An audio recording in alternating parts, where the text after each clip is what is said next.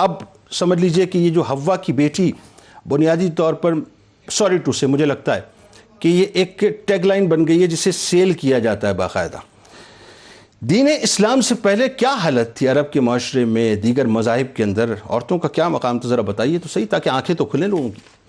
بسم اللہ الرحمن الرحیم. جنید صاحب، آپ نے ماشاءاللہ اپنے اس انٹرو میں بڑی ہی تفصیل کے ساتھ ان سلگتے ہوئے مسائل کی طرف اشارہ کر دیا ہے. میں بلا تمہید یہ عرض کرنا چاہتا ہوں کہ اسلام سے پہلے جو ایک ڈارکنیس تھی، جو ایک اندھیرا تھا، جو تاریکی چھائی ہوئی تھی، وہ پورے معاشرے پر جس طرح غالب تھی، اسی طرح خواتین کی حالت بہت ناگفتہ بے تھی. اور ہندوستان میں دیکھ لیجئے، عرب میں دیکھ لیجئے، اور دیگر تمام ممالک کے اندر کیفیت یہ تھی کہ جو خواتین ہیں ان کے ساتھ ظلم و ستم کیا جاتا تھا اور ان کے حقوق پر ڈاکہ ڈالا جاتا تھا، بلکہ ان کو انسان بھی سمجھنے سے لوگ جو ہے وہ کترا رہے تھے. یورپ کے اندر یہ کیفیت تھی جو اس وقت ڈارک ایجز میں تھا کہ وہاں پر یہ بات ہو رہی تھی کہ پتہ نہیں خاتون انسان بھی ہے یا نہیں ہے. اسی طرح دیگر تمام معاشروں میں، ہندوستان میں ستی کی رسم جاری تھی. عورت کو مرد کے ساتھ زندہ جلا دیا جاتا تھا، یا جلایا نہ جاتا تو اس کو بالکل محبوس اور قید کر دیا جاتا تھا. قرآن حکیم نے عرب میں جو سلوک ہو رہا تھا، کیونکہ عرب میں تو قرآن نازل ہوا، تو پوری منظر کشی کی ہے. فرمایا جاتا ہے وَإِذَا الْمَوْعُودَةُ سُئِلَتْ بِأَيِّ ذَنبٍ قُتِلَتْ، کہ وہ جسے زندہ درگور کر دیا جاتا، جس کو جینے کا حق بھی اس سے چھین لیا جاتا، اس سے قیامت کے دن پوچھا جائے گا تجھے کس گناہ کی پاداش میں زمین میں زندہ اتار دیا گیا. اور وہ کیسا ظالم باپ تھا جو اپنی خوبصورت اس بیٹی کو اپنے ہاتھوں سے زمین میں درگور کر دیتا. اور پھر دیکھیے کہ کتنی دردناک منظر کشی ہے. قرآن فرماتا ہے وَإِذَا بُشِّرَ أَحَدُهُمْ بِالْأُنْثَىٰ ظَلَّ وَجْهُهُ مُسْوَدًّا وَهُوَ كَظِيمٌ، کہ جب ان میں سے کسی کو یہ بشارت دی جاتی کہ تجھے بیٹی اللہ تعالیٰ نے دی ہے، تو اس کا چہرہ سیاہ ہو جاتا، اندر سے غصے سے بھر جاتا، اور وہ یہ کہتا یہ میرے ساتھ کیا ہو گیا. أَيُمْسِكُهُ عَلَىٰ هُونٍ أَمْ يَدُسُّهُ فِي التُّرَابِ، وہ یہ کہتا کہ اب میں اس کو شرمندگی کے ساتھ اپنے گھر میں رہنے دوں یا اس کو زندہ زمین کے اندر گاڑ دوں. أَلَا سَاءَ مَا يَزِرُونَ، قرآن کہتا کتنا ہی برا سلوک ہے جو خواتین کے ساتھ وہ کر رہے تھے. پاؤں کی جوتی سے بھی بدتر سمجھا جاتا.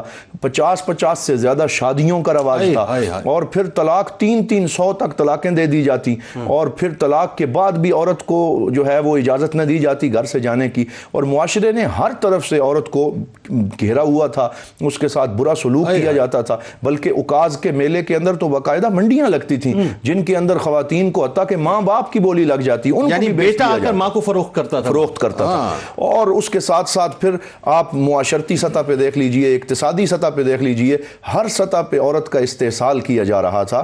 اور ایسے میں اسلام نے آ کے پورے کا پورا منظرنامہ بدل کے رکھ دیا. اور وہی عورت جس کو زندہ رہنے کا حق بھی نہیں تھا، جس کو بالکل فروخت کر دیا جاتا تھا، قرآن پاک نے اس کو کیا شان عطا فرمائی. میں واقعی آگے تفصیل تو پھر بیان ہوگی، میں صرف اتنا کہنا چاہتا ہوں. آپ یہ دیکھیے کہ پورے قرآن میں 114 صورتیں ہیں. آج جو لوگ یہ کہتے ہیں نہیں جی عورت کے ساتھ یہ کر دیا وہ کر دیا، اور طرح طرح کی بے بنیاد باتیں کرتے ہیں. آؤ ذرا قرآن کو پڑھ کے دیکھو، پورے قرآن میں کہیں سورۃ الرجال آپ نہیں دکھا سکتے، لیکن سورۃ النساء 5ویں سپارے میں موجود ہے، اور چمکتی ہوئی نظر آتی، چمکتی ہوئی پوری ایک سورت کی کئی 100 آیات کو عورت کے نام ڈیڈیکیٹ کیا گیا ہے. سورۃ النور کو دیکھ لیجئے، دیگر سورتوں کو دیکھ لیجئے، عورت کو کھول کھول کے اس کی عزت، اس کی کرامت کو اللہ رب العزت نے بیان فرمایا. اور اس میں یہاں میں صرف ایک حدیث پاک کوٹ کرنا چاہتا ہوں، جس سے اسے عربی میں کہتے ہیں نقل نوعیہ، کہ حضور صلی اللہ علیہ وسلم نے تشریف لا کے بالکل چند دنوں کے اندر پوری پرسپشن کو بدل کے رکھ دیا، پورے کے پورے تصور کو بدل کے رکھ دیا. وہ جو عورت کو دیکھ کے